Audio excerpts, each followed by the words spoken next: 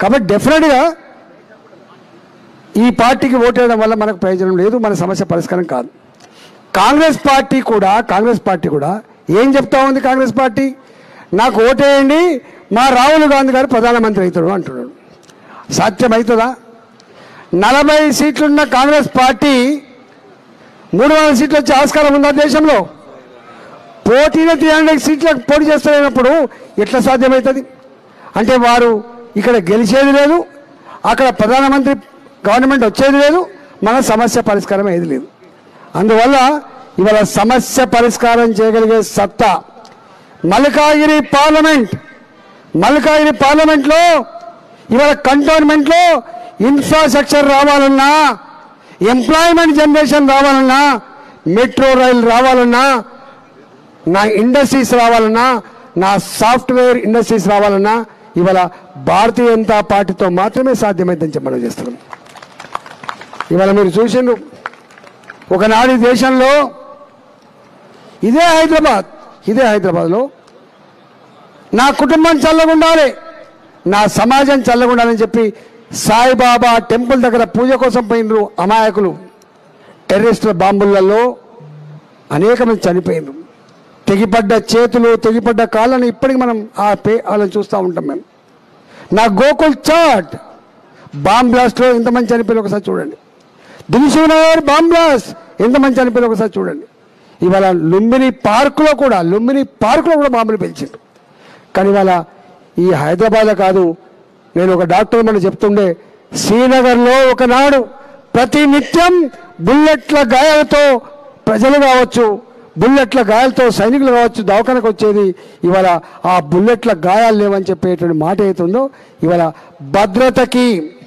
భద్రతకి ఇవాళ గొప్ప ప్రయారిటీ ఇచ్చి ప్రజల ప్రాణాలు కాపాడినటువంటి బిడ్డ నరేంద్ర మోడీ గారు. ఇవాళ ఎందుకు ఓటేయాలి? నేను ఒక మానవత్వంతో కూడినటువంటి ఒక సమస్య చెప్పిపోతాను. నేను గ్రామాలలో ఎంతోమంది ప్రధానమంత్రులు వచ్చిపోయింది, దేశంలో ఎంతోమంది ముఖ్యమంత్రులు వచ్చిపోయారు. కానీ గరీబు కుటుంబంలో పుట్టిన బిడ్డ కాబట్టి उन्हें प्रधानमंत्री बनने के बाद स्वच्छ भारत ये स्कीम लाके, ये प्लान लगा के क्या करा? गरीब लोगों के घरों को 12 करोड़ टॉयलेट्स दिया. 12 करोड़ टॉयलेट्स. आप लोग जानते టాయిలెట్ లేకపోతే ఎంత ఇబ్బంది అయితే మీకు తెలుసు. చిన్న సమస్యలే కావచ్చు కాక, కానీ ఇవాళ గరీబోళ్లకు వాళ్ళ ఆత్మగౌరవానికి టెన్షన్ లేకుండా 12 కోట్ల టాయిలెట్ కట్టించినటువంటి మానేడు. పేదవాళ్లకు ఫస్ట్ టైం 4 కోట్ల కుటుంబాలకు ఇల్లు కట్టించిన వ్యక్తి కూడా నరేంద్ర మోడీ గారే. ఇవాళ నేను all India institute of medical sciences ఇవాళ రిగ్రెసివ్ మ్యాన్లో పోతున్నామా, ప్రోగ్రెసివ్ మ్యాన్లో పోతున్నామా అనడానికి ఇంతకంటే ఎగ్జాంపుల్ అక్కర్లేదు. అది AIIMS, all India institute of medical sciences, Nehru garu, all India institute of medical sciences Nehru గారి ఆయనలో ఒకటి వచ్చింది, వాజ్పేయి గారి ఆధ్వర్యంలో ఒకటి వచ్చింది, ఇవాళ మన్మోహన్ సింగ్ ఆధ్వర్యంలో ఒకటి వచ్చింది. అంటే మొత్తం దేశంలో 3 ఎయిమ్స్ వస్తాయి. మోడీ గారు వచ్చే నాటికి 3 ఎయిమ్స్ వస్తే మోడీ గారు దేశం పురోగమించాలి, ప్రపంచ చిత్రపటం మీద భారత్ గొప్పగా ఎదగాలని చెప్పి 16 all India institute of medical sciences 10 ఏళ్ల కాలంలో ఇచ్చిన వ్యక్తి మహానీయుడు మోడీ గారు. ఇవాళ ఏం కంపేర్ చేస్తావు నువ్వు? ఏం థింక్ చేస్తావు నువ్వు? అబ్దుల్ కలాం కళలు కనండి, కానీ పెద్ద కళలు కనమని చెప్పిండు. ఇవాళ మోడీ గారికి అంటున్న కళ చాలా పెద్దది. ఒకనాడు 2014 లోపు for day national highways construction was 11 kilometers per day.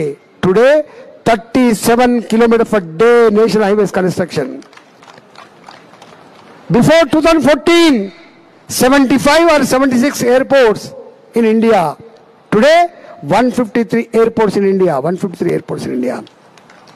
ఇంతెందుకు మీకు ఈ హైదరాబాద్, ఈ సికింద్రాబాద్ రైల్వే స్టేషన్, నీ కాచిగూడ రైల్వే స్టేషన్, నీ నాంపల్ రైల్వే స్టేషన్ దుర్గంధపూరితంగా ఉండేది. बहुत गंदा था वो. आज दिखते क्या गंदा वो? आज मॉडर्न रेलवे स्टेशंस एयरपोर्ट जैसा देखे वो कंस्ट्रक्शन पूरी हो रहा है।